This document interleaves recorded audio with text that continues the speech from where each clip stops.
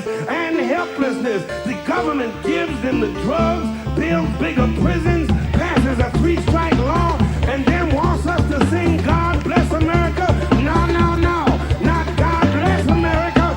God damn America. That's in the Bible for killing innocent people. God damn America for treating us citizens as less than human. God damn America as long as she tries to act like she is God and she is supreme.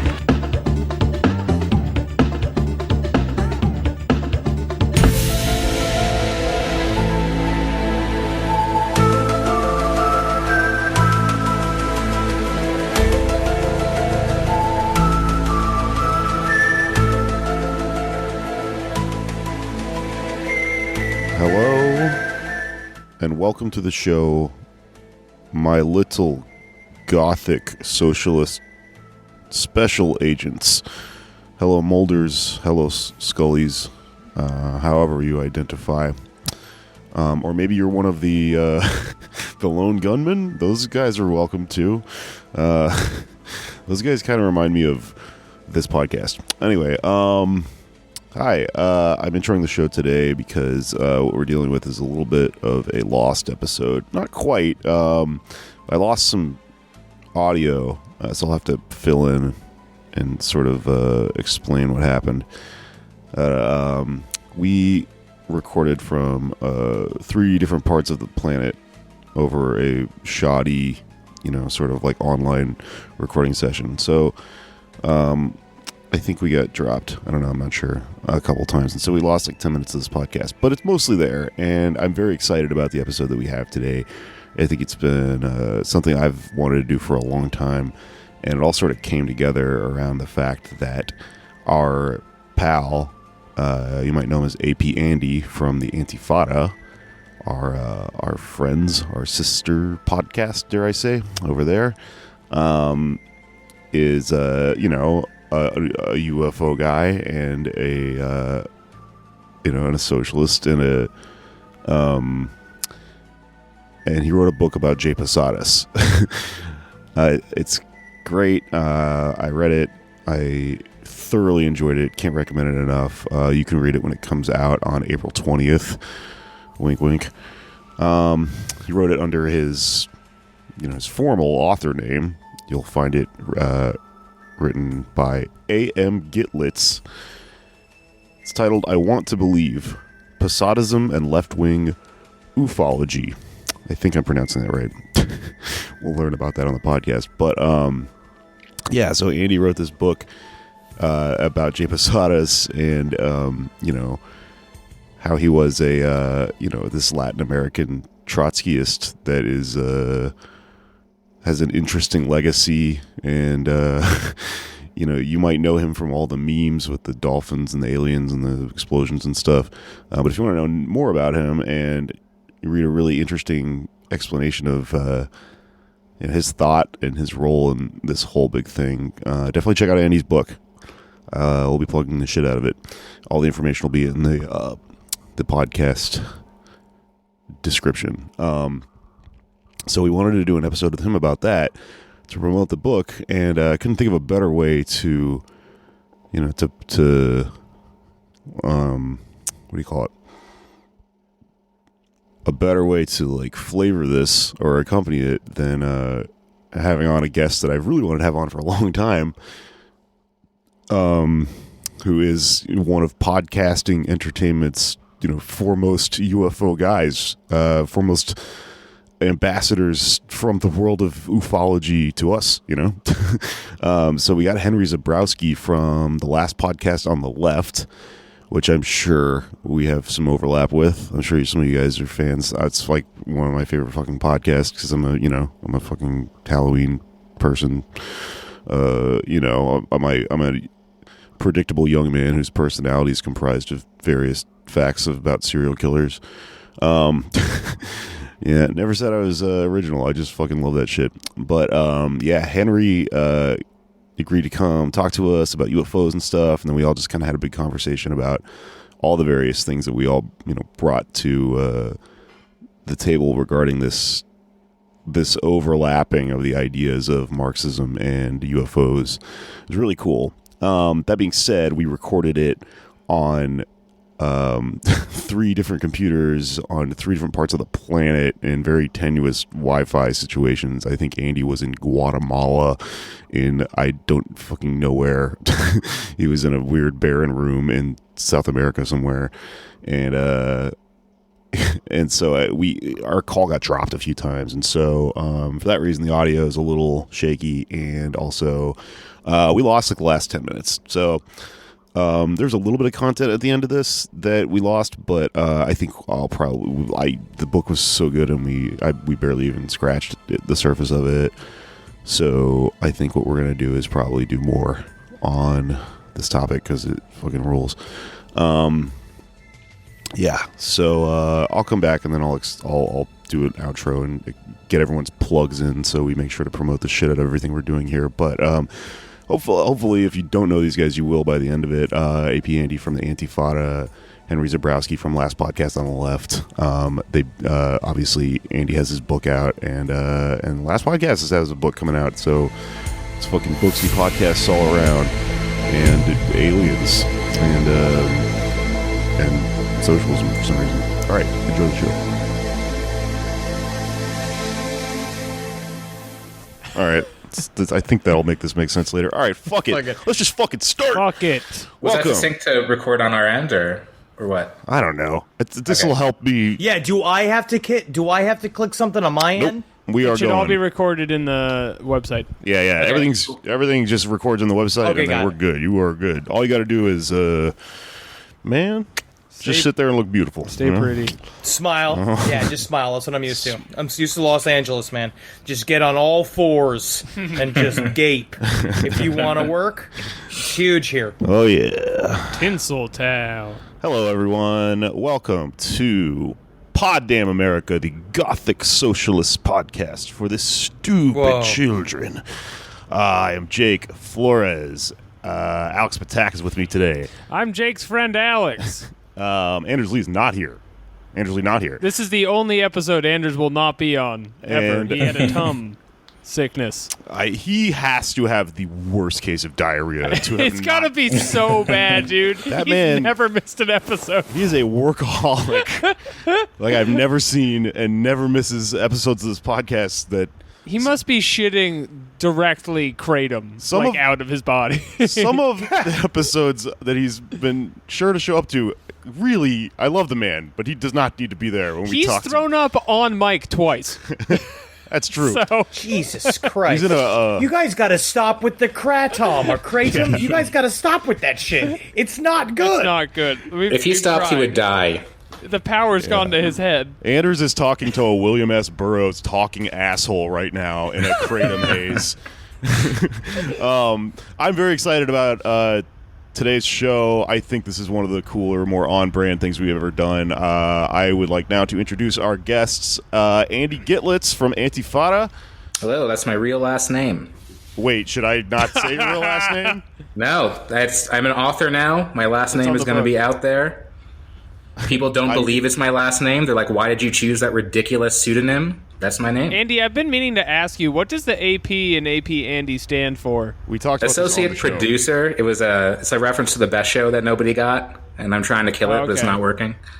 I thought just it was say like a Antifada Mensa producer. kid kind of thing. But anyway, Andy is coming on today to talk about his upcoming book on J. Posadas, and fittingly, we have with us someone who understands the art of to understand it is pronounced ufology. Henry Zebrowski from Last Podcast on the Left. Welcome to the show. Thank you for correctly pronouncing it. Yes, technically it is ufology, except I do prefer ufology because it's funner to say, and it gets you like that. involved in the study of UFOs. I like it. I like where we're going with this. Yeah.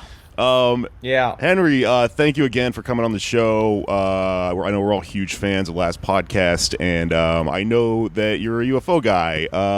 For my more kind of nerdy, esoteric, edge of the internet, political psycho fans that listen to the show who may not be familiar specifically with yourself and ufology. Can you tell us a little bit about how the study of UFOs and extraterrestrials is something that you found in your life, why you like it, etc.?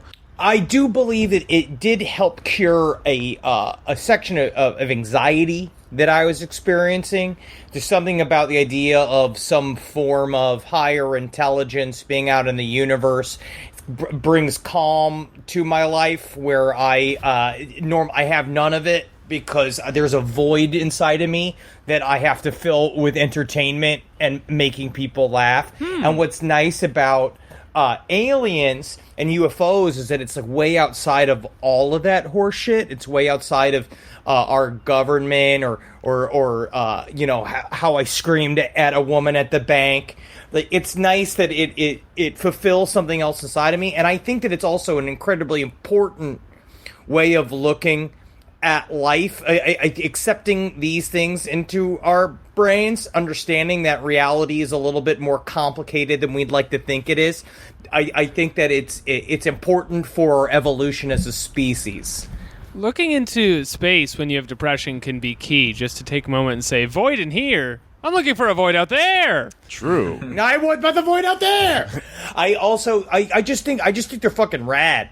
I also like the idea that a lot of the phenomena is psychedelic in nature, that all of our reality is an agreed upon consensus reality that's generated by the 3 pounds of jelly and fat in our heads. And so what we have to do is, I think that aliens and stuff like that, it shows that things are a little bit more wiggly than they'd like it to be, but I think I don't think the powers that be want us to think that reality is really wiggly, or we have so much actual control over the way reality flows. Because if we all as a group understood that, we would dismantle the entire authoritarian system we're under. Like, it's hard to govern a bunch of people who believe that they can psychically project themselves out into the cosmos. Yeah, now you're talking. Absolutely. Yeah. Entirely on brand, and I think we'll get to a little bit of what you're talking about probably when we get to these damn dolphins. It's because it's fucking dolphins. That is my prediction. Let's talk about one thing, I guess, before we dive right into the topic of at hand, which is we'll make it a little timely. We have a story in the news this week. Yeah, Alex? Yeah, I'm reading the news. Did you see this? Did you hear about this? I was saw something on CNN. I think it was Wednesday, so it's yesterday. A fun article going around. Mysterious radio signal from space is repeating every 16 days. And it's a pattern, a radio pattern, I guess, or just a burst of waves that's coming in regularly every 16 days from 500 million light years away. Just to kind of underscore how far away space is. And that we actually don't know shit about what's going on. Yeah. So this is a story from the loneliest lighthouse in the universe. The scientist who has to sit on top of a mountain listening to shit from space and going, oh, a blip happened. And I think I can make an argument. Call CNN, tell them about the blip. They'll like this one. Birds blowing each other in a lighthouse deep, deep, deep into space. All of them just saying, "Swoop, you do! Swoop!" Love that movie. They don't.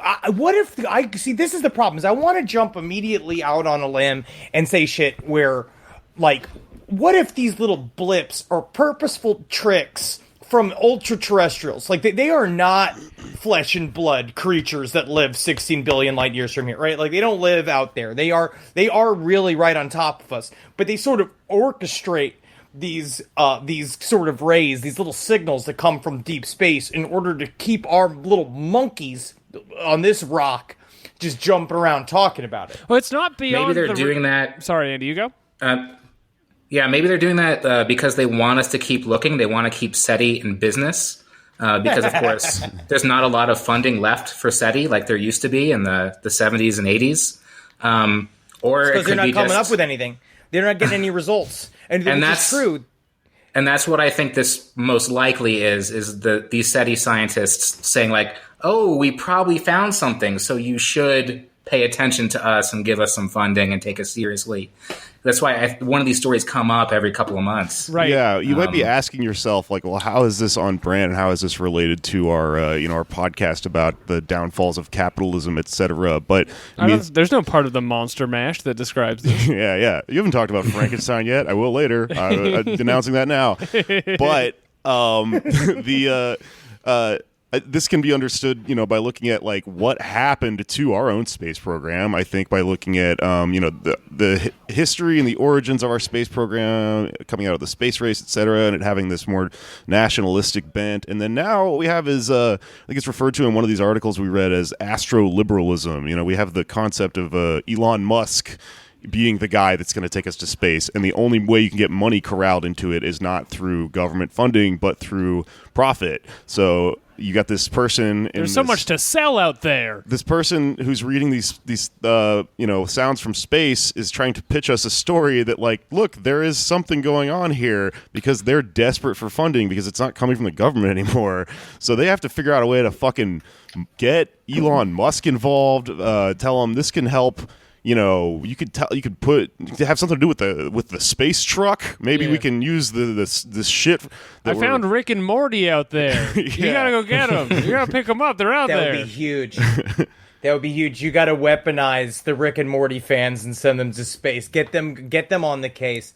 I wonder though. I think that if Elon Musk actually completed a single thing besides the battery for the Tesla, if he actually completed a single one of his Lex Luthor-like tasks, then maybe I'd believe that he would take us to space. I actually kind of believe in the idea of the private sector taking us up there simply because riding on the back of a search for profits, we will end up breaching farther into the galaxy. We lack an upward view as a species. I feel like it was really nice for a while, imagining going into the final frontier and how there was more places for us to expand and it would give us hope.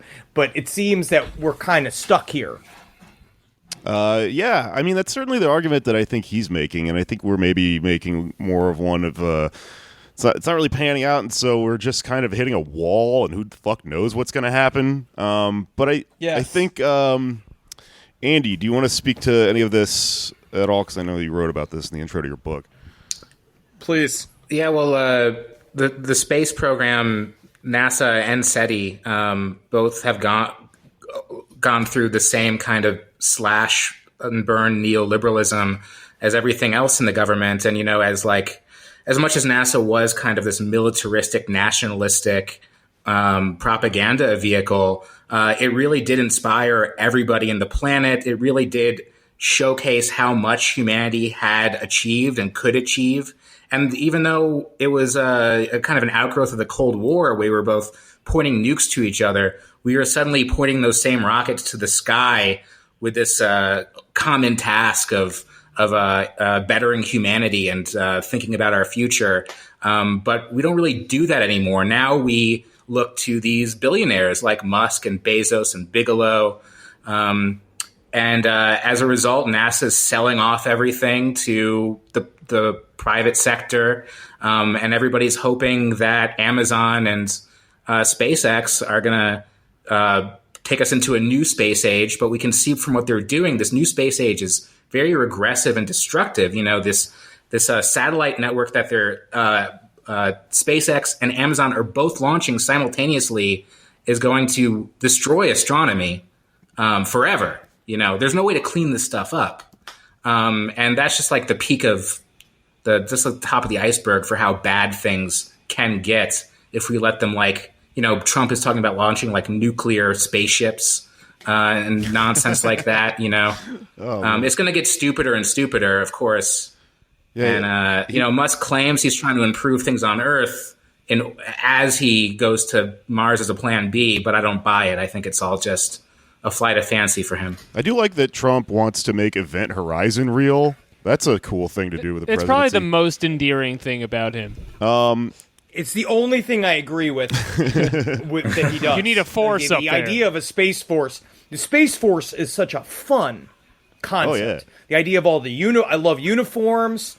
I love the Scientology approach. The idea of using self-actualization mixed with a fake version of, like, kind of self-help stuff. Like, you create a modern Starfleet and send them up into space. I think that would be a lot of fun. But I don't want them to get the credit.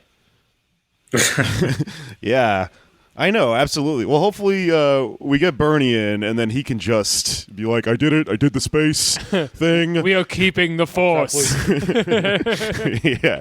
We must protect the stars. That'd be cool. They have the top 1% has all the midi-chlorians. They're keeping us from using them. I tell you, I do believe that if we do build a community of Mars, we could go and we could get some early bird specials going. If there's some sort of Mars-based sizzler that we can all go to. Okay, Henry, you have accidentally touched on my next topic that I think we need to discuss, which is the Sizzler. Yes, the Space Sizzler. There should be a Space Sizzler because that is... I love corn nuggets. That is... Those corn nuggets, it's still good.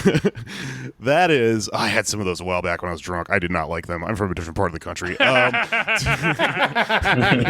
But, I like anything that's like a yellow mayonnaise. Oh my God, what is with... There's just a brownish yellowness to food in certain parts of this great country. Great land. No, the Space Sizzler, the Mars Sizzler, is, in theory, just one small part of a thing you may have heard of on the internet referred to as fully automated luxury and sometimes gay space communism. This is occasionally gay space communism. That's the expression. Sometimes they shoot the word gay in there. Why the hell not? Yeah, can you explain this to me? Because I did a little bit of research, and as I was... that idea, the fully automated... luxury communism is something that sounds like is that like a car? Okay, is that a hatchback? It's a form of being gay in space. I'm going to give my attempt at explaining it, and then I'm going to cede the floor to Andy, who wrote a book about it. But basically, you might see these memes about this, this space communism and dolphins and astronaut suits and this idea of a utopia, right? It's a utopian idea. And part of the reason that it is tied to socialism is that it goes back into this man's work we're going to study today, Posadas, but he was one of many thinkers in the history of of socialism and communism and Marxism, etc., who identified that the frontier of space is one that does raise an interesting question to those of us that are thinking about how we structure societies, because capitalism itself runs on scarcity. And so if there's a scarcity of goods and of things to distribute and have value throughout society, well, that's where class structure comes from. Someone has all the stuff, and then we have to mine the stuff for them, and then they can hoard it, use our labor against us, etc. But if there's space, if we were to eventually harness the power of technology and find an unlimited amount of resources in space, well, then you might have a situation where you could create a utopia. So one of the metaphors that comes into play in the science fiction novels that focus around this are factories that are entirely automated. Robots make all the shit, and then you no longer have to buy and sell shit or food or whatever that you want to buy because there's no scarcity. So everyone can just have as much as they want, etc. So this has been written about in a book by Aaron Bastani. I'm sorry? Aaron Bastani. Is that the Say his name. Is that the Red Star guy? No, that's Bogdanov. Bogdanov. Yeah. Well. Okay. So Bogdanov wrote Red Star in 1905. Yeah. I got ahead of ourselves probably. Andy, go ahead and take it from there. Yeah, so Aaron Bastani came up with the idea of fully automated luxury communism around 2014. This idea, like you said, that we're going to have a totally automated economy. And, at that point, we won't have to work anymore and we won't need capitalism anymore. Space comes into it because Musk was talking about mining asteroids.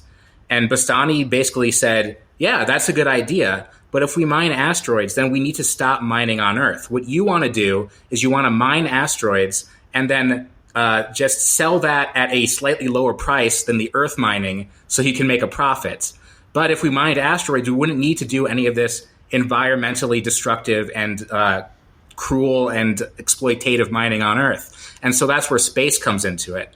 And so Falk was a meme, fully automated luxury communism, and then the space communism became a meme, and through that, these meme people on Facebook and Reddit and Twitter, the memesters, rediscovered Posadas, who was the leader of South American Trotskyism, Latin American Trotskyism in the 50s and the 60s, who talked a lot about space and a little bit about aliens and dolphins and a lot about nuclear war. When you say meme people, I have a vivid image of the Burger King kids, but they're all posting.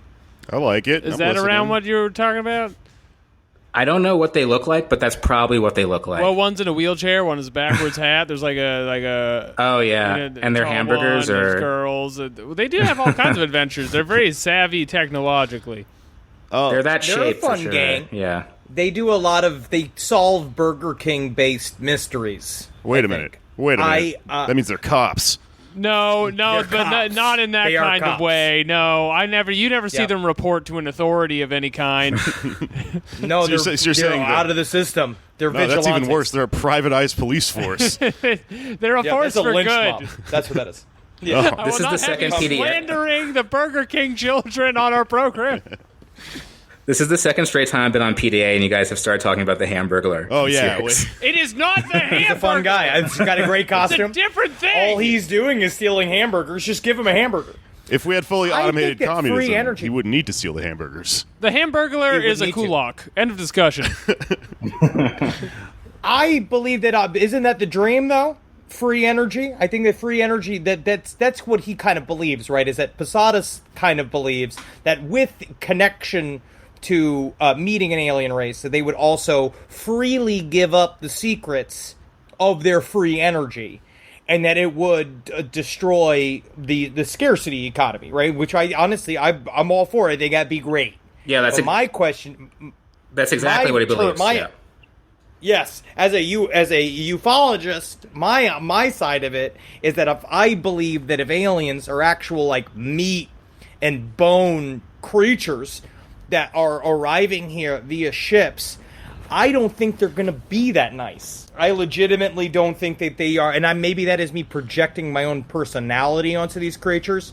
But unfortunately, or entities, or whatever you want to say them, I don't think necessarily, he automatically assumes that higher technology means has higher societal values. So they think there won't be any war, that they won't come and harvest us or turn us into some kind of worker race on our own, just as human beings in general.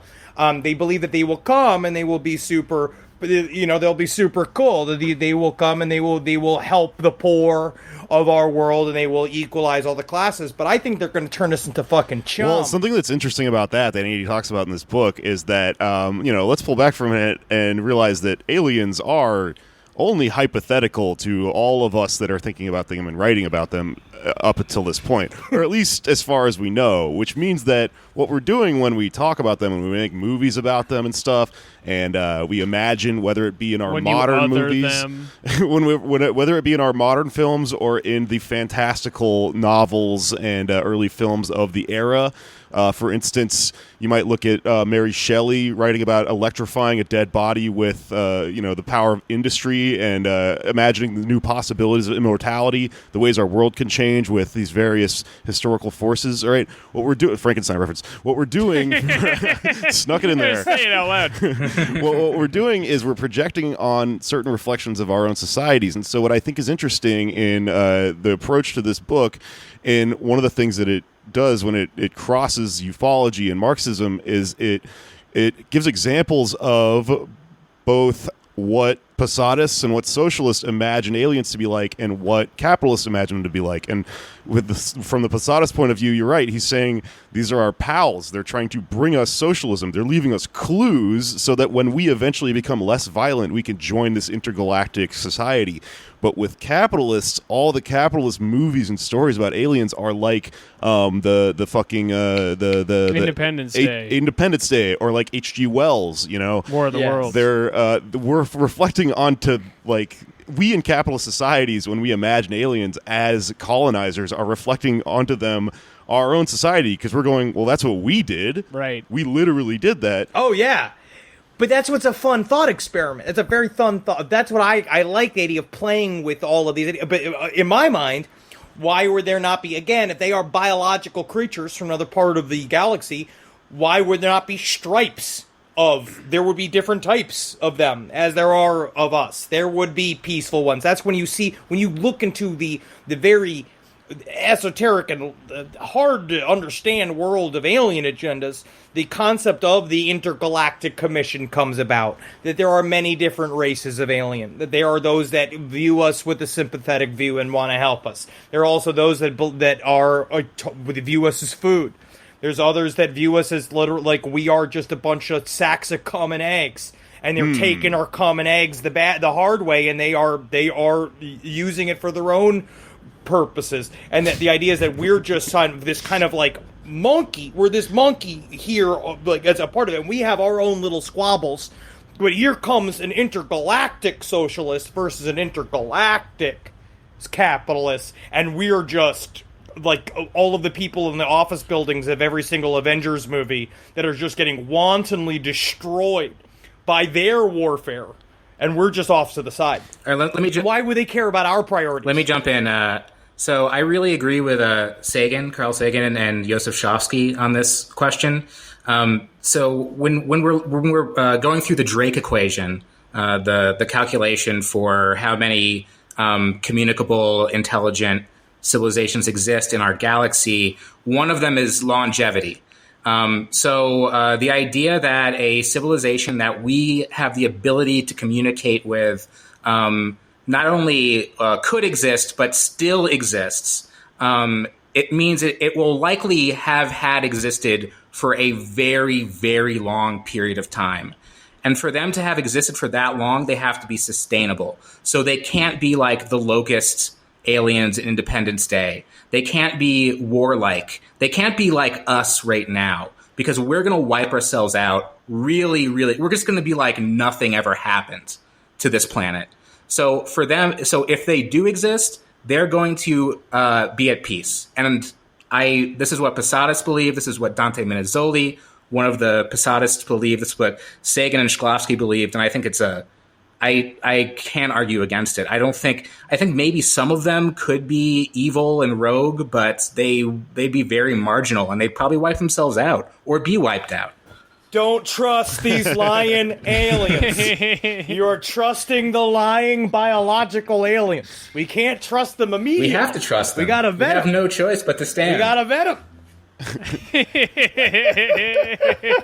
I want to. I wonder. You guys ever see the Zerg? Yeah, the Zerg. They're not around very long. That's it's a capitalist great point. aliens, and Protoss are socialist aliens. They are, but they also have terrible weapons. But they also you hope never turn against you. They also require vesting carriers. Oh my god! I know. Okay.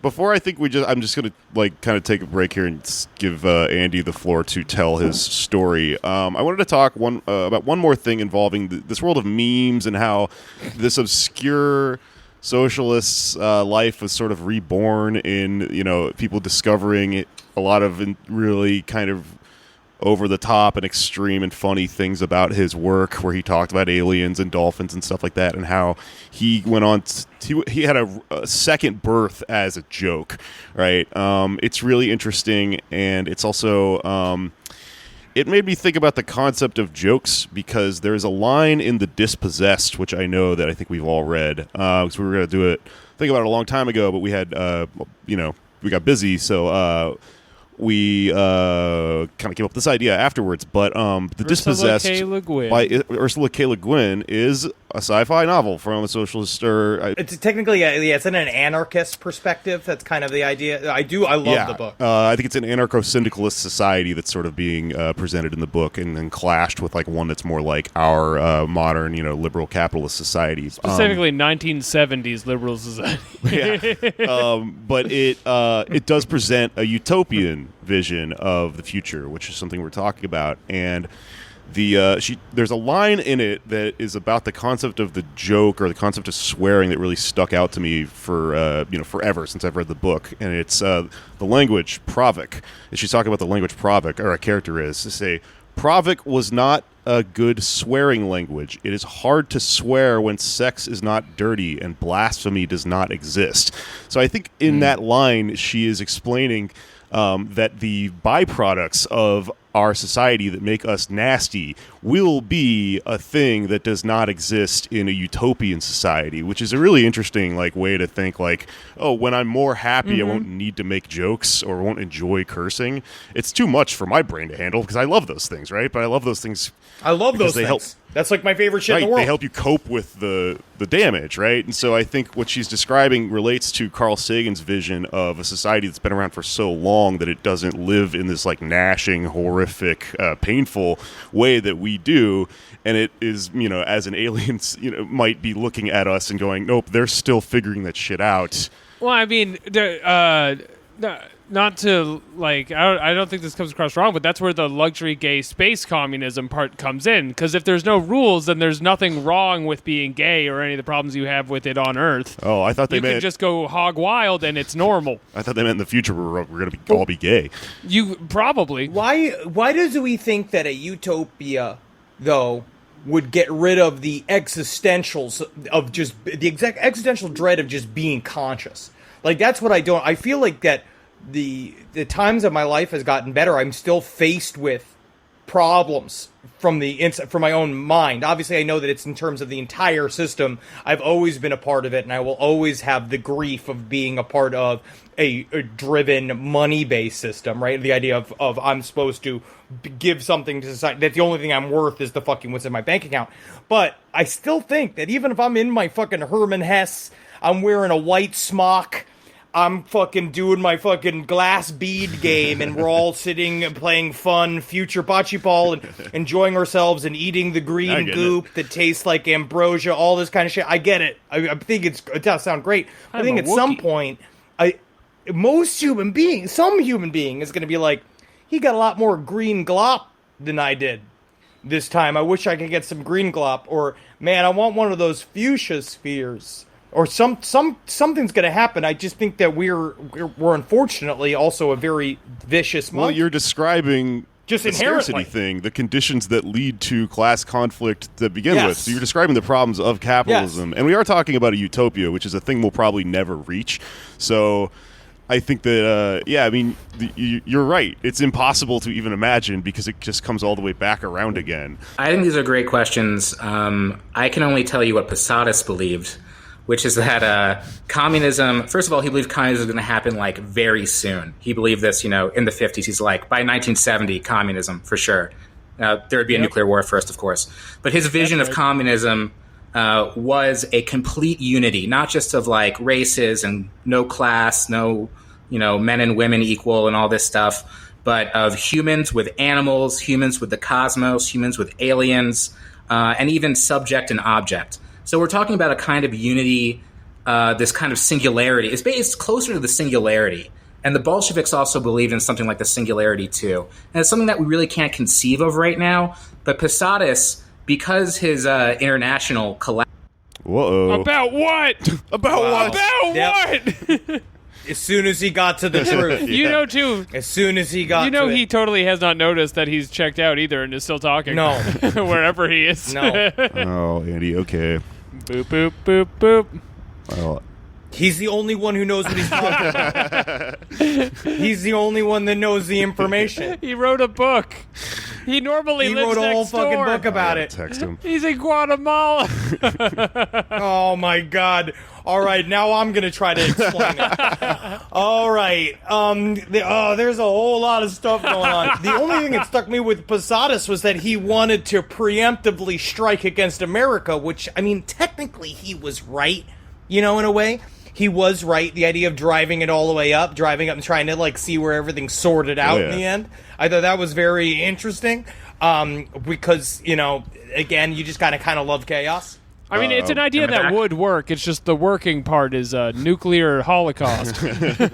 That's the thing, man. If that's the appetizer, then that's very bad. That's the expression. That's my educated opinion. Hey, if that's the appetizer, that's very bad. You're back, and we're still recording, so go off, King. Okay.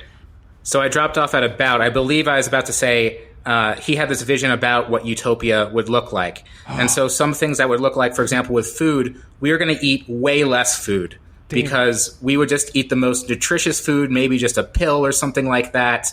About sex, we would only be having sex for procreation. No more sex. I'm out. What? This sucks. Jokes? Wait, No we're more having- jokes. I thought we were gay. No, not Oh, in his man. version. Oh, he did not like the gays. Wasn't he he kicked also out like anybody a cult who was leader, gay. though? It was a cult. Yeah, it was like a 70s New Age cult, but it was Marxism-Leninism. And he wasn't the only one like that. Marxism-Leninism has been very culty and hostile towards gay people for most of its history. Yeah, but my point is, so wasn't he jokes. slamming nonstop? He was taking up some of the younger women in the movement, towards the end. The way you say it makes it sound worse than the way I said it, but yeah, I think that's correct. It's as bad as any cult, and you'll get into that. I get into that in the book. But jokes, he thought that jokes wouldn't exist anymore, and he might have thought that because everybody was making fun of him, even in his own time. But yeah, he said in a 1978 essay, in 20 or 30 years, jokes would no longer exist because they only serve to like make our lives a little bit better when our bosses are treating us poorly or when we're losing in the class struggle. And under communism, we wouldn't need jokes anymore. So he believed. Tell you what, he should have just waited to 2020 because that's when jokes ended. Am I right, guys? Come on. Yeah. Wow. Right. Wow, he should have just seen Yeah. my act, folks. Yeah, it's not all about moralizing. I'm sorry. Yes. And but I mean, it is like kind of layers upon layers of irony that he's come back, that people remember him now, and he's actually at times, if you look at Google searches, he's more searched for than Trotsky himself. At this Flex. moment when we're at peak irony, and he said by this point we wouldn't have irony anymore, but we've reached a level of irony that he's come back purely as this ironic Marxist-Leninist revolutionary figure. And it's only really come to hurt Trotsky, as history does. Yeah. I tell you what, it's a lot easier to read when I see a UFO on the website than when I try to read about Trotskyism. And just because I'm dumb, you know what I mean? And I just like a UFO. And I saw the dolphin next to the mushroom cloud, and I was like, all right, I'll read all of this. Like, I will read every bit of this. That is Andy, exactly can you tell me what more I about pitched. the dolphin stuff? Yeah. I have I Yeah, don't understand the dolphin part. So there's always been like a major connection between dolphins and people who are interested in the search for extraterrestrial life, starting with John Lilly, who was one of the people who helped come up with the Drake equation. But Posadas was into it because of Igor Charkovsky, who was a Russian midwife who invented water birthing. And he believed during one of his experiments, or during some of his experiments, he believed that dolphins would often come and help give birth. And they have, he believed that there's a psychic connection, between dolphins and humans that made them natural midwives. Oh, yeah. And Posadas read about this in 1980 or 1979, and he's like, oh, this guy Charkovsky, he's a Soviet scientist. He believed that he was, part of the Soviet state, which he wasn't. He was, like, kicked out of the Soviet Union, actually, because, he eventually killed some babies during these experiments. But he's like, the Russians are coming to the point where we're making communism with dolphins. Dolphins are going to be our comrades. And he saw this as another step towards this unity between humans and animals and plants and the universe. And he thought it was a beautiful thing. All right, And if I'm keeping track, we can't have sex, but we can be friends with dolphins. I mean, You know who will be I still like sex better than dolphins. I'm sorry. Is that The bad? first Tough people call. out of the communism pact will be dolphins upon finding out they can't have sex. That's true. They are horny They animals. love sex. That- It's why they're so smooth. That's how you turn them into capitalist dolphins. That's right. They wear little suits, Yeah. and then they take off the suits. Little top hat. I kind of imagine everybody's so excited to have the first dolphin midwife, and you got the woman and she's breathing hard in the water, and the dolphins come in and someone's playing a flute, and everybody's so excited. They're like, look, the dolphin's helping. And then the baby crests and the dolphin just grabs it by his head and smashes it against a rock. I am very, just thinking it's food or think it's a toy, not understanding, and just watching everybody's dream die in the worst afternoon in the world. Tchaikovsky would probably be like, "Oh, that baby was evil. The dolphin knew." Yeah. The dolphin just killed baby Hitler. Yeah. That's what happens when you time travel. You end up you're a dolphin. You come out of the machine. Oh, fuck, I'm a dolphin. I want to kill Hitler. Oh, fuck. Oh, fuck. Oh man! At what cost? How do I convince him? How do I get to his summer castle like this? Is there more to the dolphin thing, Andy? I mean, there's a lot more in John Lilly. Do you know John Lilly, Henry Zebrowski? That sounds very familiar. Let me look this up. You would love him because he was a very important SETI scientist who just did acid and went nuts. And, believed that the dolphins were aliens and the aliens were sending him signals, and he was doing acid with the dolphins. Oh, I got to do something. I love this guy. Yeah. I am looking at this right now. I have to invest some time in this. You gotta he's be, the man. like, assuming... If you're living the lighthouse life alone on a mountain with a telescope, why not just go insane on LSD? What do you have to lose? Yeah. I do believe if I spend enough time on psychedelics and meditation, like you would really, you could come out of it seeing the future. I do believe the way is in and not out. I'm almost of the mind that we are alone in the physically in the universe. So we're either in some form of natural like park. Like situation where we're being kept far away from everyone, or we are in a simulation. But you're a believer in the ultra-terrestrial hypothesis, are you not? I think that they are not physical creatures for the most part. I think that they are interdimensional. I think that we half think them into our world. Yeah, I'm along. And we're the bridge. Yeah, I'm along those lines too. But that's a step removed from the extraterrestrial hypothesis. Yes, that is it's the worst one. It's the one that makes everybody mad at you, and they say you're not serious enough, especially in ufology. Because define everybody. Ufology, just your friends and your Mostly family. Ben Kissel. Just everybody around you and anybody within a 10-foot radius of you as you're saying the words. Yeah, when you were describing aliens as meat and bones, it occurred to me, what do they taste like? What do they taste like? We'll never know. You get them on a low braise. The thing about them is they don't have a lot of fat on them from what we've seen. If they are real, they're very, very skinny. So you need you have to add fat.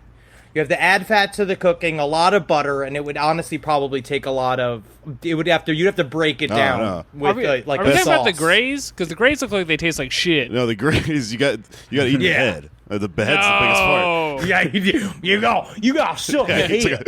That's the only way Like it's a damn good. crawdad. You gotta suck them eyes out. Yeah, suck them head. I hate that. I hate any food where it's a man prodding at me saying, you got to suck them every single time you're eating. Oh, man. This is one of the All right, Andy, you want to... where should we go from here? I mean, should we... Oh, hold on. Shit. And we just busted it open. Well, are we recording? Yeah, we're back. Yeah. Okay, and go ahead. I had a question. So I have never. I'll tell you what. I've not read a lot like leftist thought. To be honest, I've not really read any leftist or rightist thought. I don't read a lot about like kind of economical structures because I'm boring. So as I was reading about these things for the first time, I will say they are just so hopeful. They're so hopeful. They really, and I think you're correct. It must be sort of a mentality that I was fed, and the idea that we shouldn't trust our neighbors from space, where like this idea that they're all gonna come and fix us. But even if they are a long existing culture, like they did live through whatever it was that kills most alien like intelligent species that grow on various planets. My one question is, why do we think that they would give a living fuck about us? Like, why would we think that even whatever state they are, that when we arrived, they would be, or they saw us, that they would care enough to come to us, if not to say, like, look at the tits and the monkeys. Well, according to Dante Minizzoli, he was the guy in the Posadas movement who was like really the true believer. Posadas believed, but he wasn't a great thinker about UFOs and SETI. Dante Menizzoli had a elaborate theory about this. And he believed that, first of all, he believed in Eric von Daniken's idea of the ancient aliens. And he said, well, they've been watching us for a long time because they saw potential in us. They were like scouts at a Little League game in a not a creepy way. And when we started to develop advanced weaponry, we scared them off. And they're like, fuck this, not worth it. But then when we got nuclear weaponry, they said, okay, they could use this nuclear weaponry for good to bring them to the next level where they can communicate with us. So they saw us entering space. They saw us developing the search for extraterrestrial life. And they came back. Like, they were a little bit curious. Like, what are these guys going to do? And that's when the UFOs started coming. So the UFOs started appearing right in 1949, right when the Soviet Union tested their first atomic bomb, right after World War II. And so they're still waiting to see if we can just pull ourselves out of this bullshit phase of war and destruction and reach the level where they can bring us into the Intergalactic Federation. And that's why they care about us, because we're close to being their equals. So we gotta play coy with them a little bit. That's what I'm saying. I think we got to reel these kids. We got to reel them in if we want to. We got to seduce. We got to use pickup. No, we have to. We have to develop communism on Earth, full communism throughout Earth, to show them that it's safe, we're on their level, and we're ready. Until then, we're just monkeys throwing increasingly more dangerous bones at each other. Distribute mids. I see. A mids-based economy. Yeah, it needs to be mids. Andy. I mean, that's a very big change. It really is. It's gonna take a minute. I think it might take a minute to get that. I don't know if we got a little bit ahead of ourselves. Can you give maybe our listeners just a little background on who Jay Posadas is and how he came to become this, thinker from within socialism in this specific way? He was a Argentine Trotskyist. He grew up working class. He grew up very poor. His parents were shoemakers.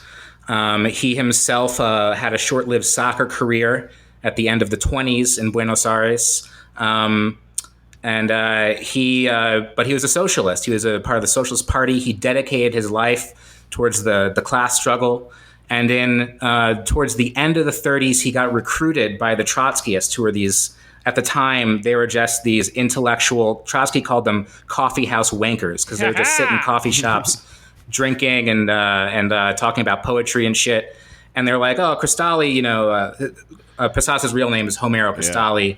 Yeah. He's an idiot. He doesn't know anything about Marxism, but he's a real worker and he really is dedicated. So let's bring him in." So he basically uses his dedication. I think he was very manic or something. And he rose the ranks of the Fourth International, which was Trotsky's international party, until the point where he led all of Latin America in the 50s. And he had ambition by the end of the 50s to lead the entire world Trotskyist movement, which the Trotskyists at the time and still today believe is going to be the party that leads the world revolution. And eventually is in the leadership position of world communism.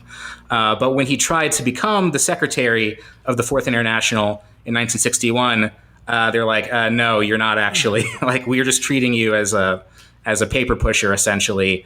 And that really pissed him off. He split the Latin American sections from the Fourth International, and they were a huge, maybe half of the International at that point.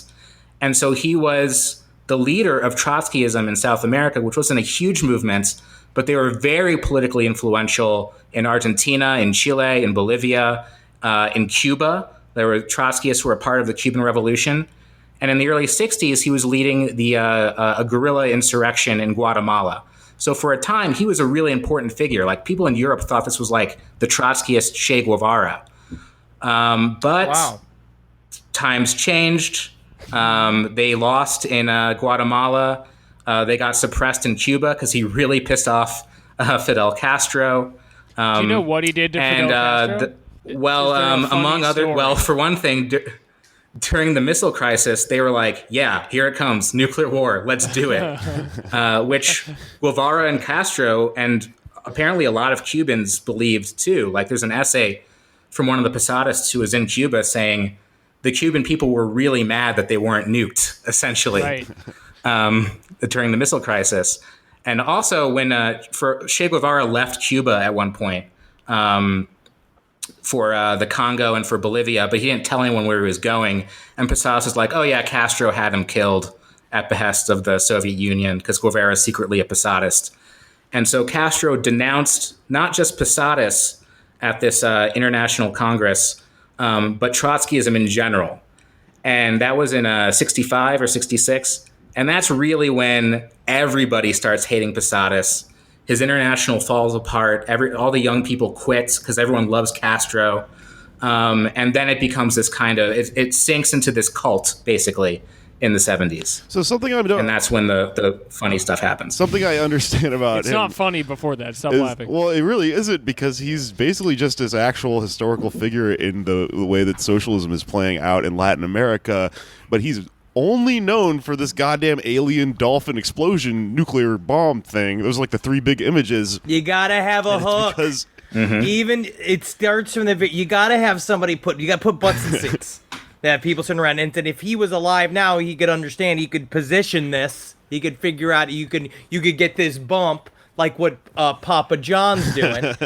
You take the Notorious news and you try to flip it back up. You know, who knows what he could have done with this? He could have gotten a TV show. He could any sort of like some far forward. well, that's why I think it's actually kind of the other way around, which is that because he wrote about aliens like once at the end of his life, and then since all of this shit was going down where he was not coming on the top end of it, he wasn't coming out on the top end of these interactions, it was used as a smear against him to make him look like a fucking wacko, because he wrote about aliens one time. So actually One time. but you're right about the branding thing, because that is the reason he has a rebirth like after his death, and all of these ideas are coming back into, you know, this new fucking socialist movement of dolphin meme people or whatever.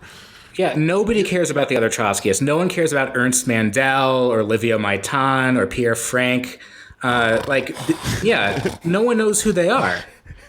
But Posadas is like this fucking one of the, you know, if you're a young person online getting into socialism through memes, you know who Posadas is. That's like why- this isn't you might think he's like one of the most important figures in history in the history of socialism. Well, I think that you're right about here's what I think. I think the thing that they used to smear him, ironically, came back around and made him into a huge thing, and it did that precisely because that thing we were describing about the function of the joke and the function of irony being that it is way more useful when shit is way worse, and it becomes way less useful when things get better. So humor is this sort of like natural antibody in our minds that comes in to kill a virus when it's really getting us down. And as things have gotten worse, that's what caused this guy's like whole being to be resurrected and put under necromancy, and is like just this weird flag under which like probably a lot more important things that we need to read are linked to from there. But that kind of is the power of the goddamn dolphin memes. But, you know, sometimes you think, I'm going to maybe, this is going on a limb here, I think there's a lot of people like Harry Potter, right? I understand that a lot of them are actually very good books. But, you know, for me, I'm not as into it, but I think it's really nice that it gets people into reading. And so what you have to do, I think, somewhat, is know that, yes, this might be a goofy way to get into this thought. It is working.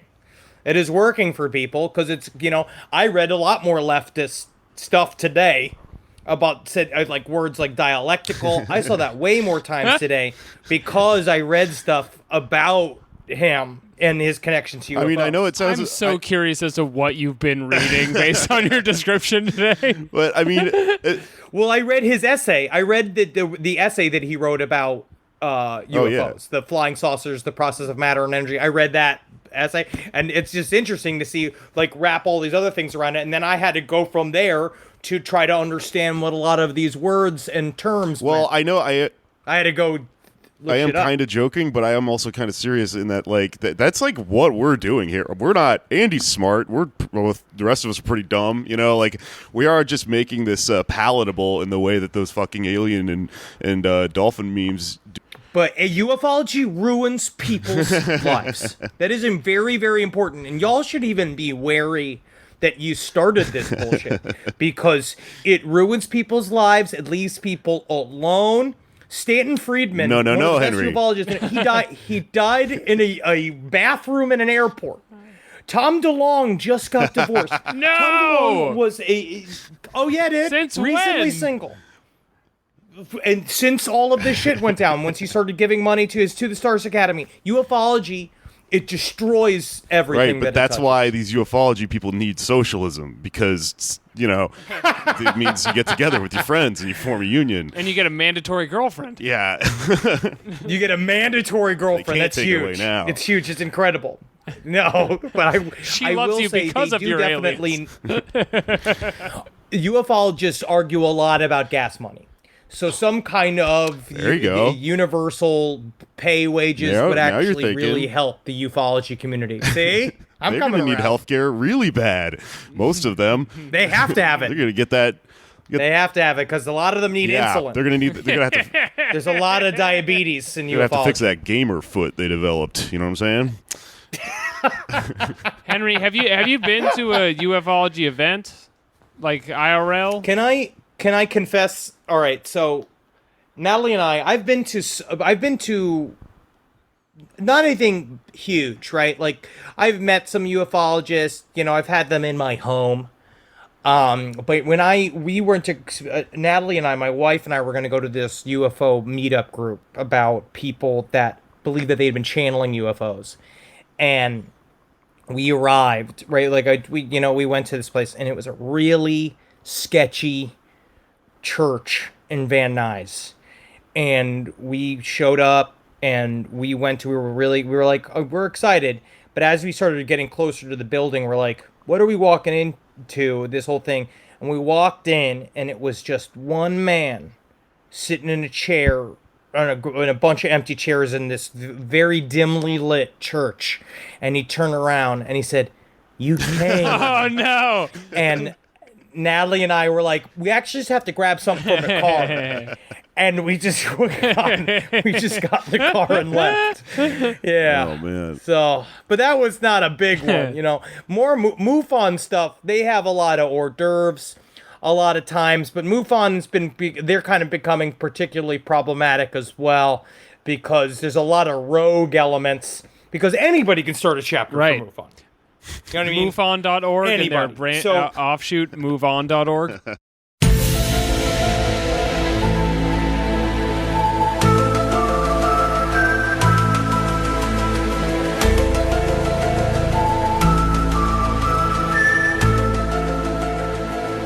All right, and that is right where the audio cut out. I think we were getting too close to the truth. And, you know, maybe someone stopped us, or maybe it was aliens, maybe it was the government, maybe it was Skinner, you know, maybe it was, what else happened on that fucking show? The Three Nerds, the Lone Gunman, maybe they stopped us, or the smoking guy. I don't know. It was just too hot. Henry was just getting right in there and explain. You know, actually, that makes sense. He was talking about the lonely lives of those UFO men.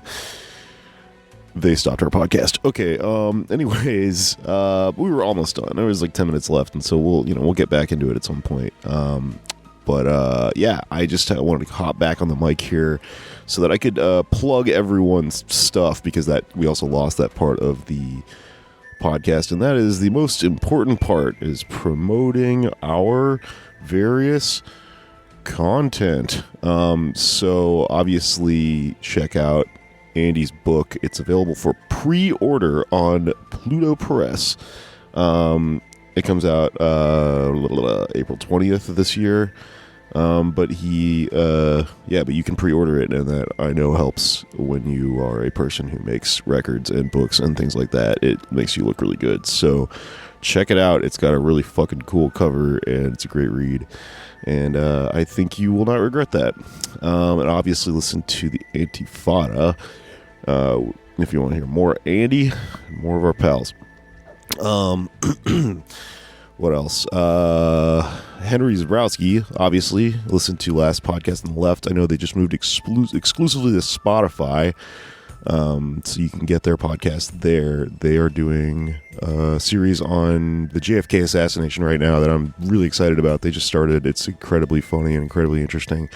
And I think you can get all their stuff and all of their other podcasts and stuff on the LP on the Left network, LPOTL.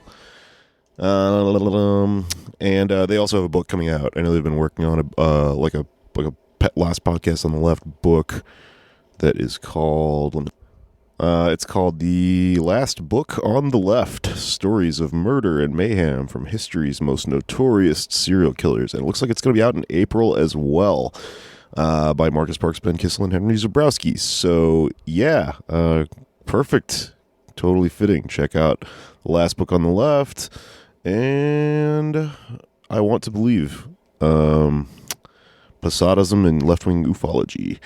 And obviously listen to all of their podcasts, and Henry's on Your Pretty Face is Going to Hell on Adult Swim. I think that's it. I'll come back and edit this if I totally fucked up plugging one of these people's things, but I think everything will be in the show notes. Please support and check out all their stuff. As far as we go here at Pod Damn America, no, fuck, that's a bad joke. We obviously have our show here. We have a Patreon. If you're a new listener, we do an extra episode every week, so there's a ton of shit back there for like $5. It's just $5. It's Fugazi, just $5. That's it. No tiers, no nothing.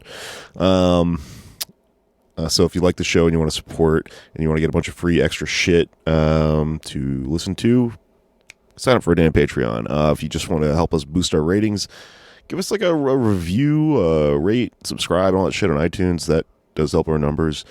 And come to our shows. We do Paid Protest in Brooklyn, DSA fundraiser comedy show, and also Alex runs Bad News. It's a comedy show at Cherry Tree Bar. But most importantly, if you're a big fan of us and you live in New York, thank you for coming to the live shows we did recently, the live debates and stuff. That was a lot of fun. We had James Adomian on. It was really cool. Get to add him last minute. But if you really want to come to a live show and you really want to have your fucking socks knocked off, well, at least in the capacity that we can do that, buy tickets to Pod Damn America's Super Tuesday show at Caroline's Comedy Club in goddamn Times Square. I know. You're going to have to leave Bushwick. None of us want to leave our various basements and tree houses that we live in, but it's going to be the biggest thing we've ever done, the most work we've ever put into a thing. I know. Trust me, I will show up for this one. It's not like I'm trying to get my divorced kids back. I will show up. I'll quit the bottle. But no, it's going to be fucking tight, and we need to fill that room. So please come on out. We just added Ted Alexandro onto it, who you might remember from early on in our podcast. He's a great comedian who's got an album called or a special called The Senior Class of Earth, where he has this incredible bit about the Kylie Jenner hand a Pepsi to a riot cop ad. He rules, so we're super excited to have him, and Kate Willett from Apply Guys is also going to be on the show. And the fucking world might end that night, so hey, come on, what better way to rein that shit in, because all of our home states are all happening that night, so like we might be happy or sad or fight each other. I don't know what the fuck's going to happen, but anyway, Caroline's March 3rd. Link for that will be in the bio or in the description too. Anyway, thanks for listening, and keep your ears peeled for I think for another Posadas episode or another ufology episode, because there's a lot of shit going on here. We need to get into it, man. All right, thanks. Hit. the